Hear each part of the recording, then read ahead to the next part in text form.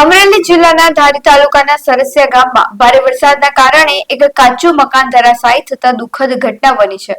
આ અકસ્માતમાં નીરુબેન હમીરભાઈ બોરીચા નામની મહિલાનું મોત થયું છે.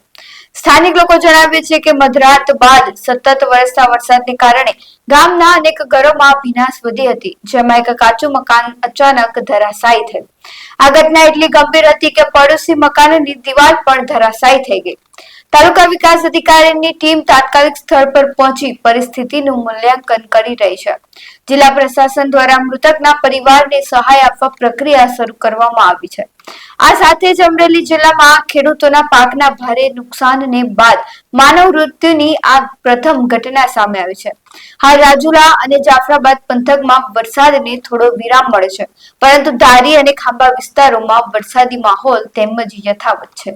વહેલી સવારે વધુ વરસાદ પડવાને કારણે એક સરસિયા મુકામે મકાન ધરાશાયી થયેલું હતું અને તેની અંદર એક મહિલાનો મૃત્યુ પામેલો છે, જે હાલ અમારી ટીમ ત્યાં સ્થળ પર છે અને એને ઘટના સ્થળે હાજર છે અને બેનને મૃતદેહને અહીંયા ધારી CSC ખાતે મોકલી આપેલ છે અને પોસ્ટમોર્ટમની કાર્યવાહી શરૂ છે.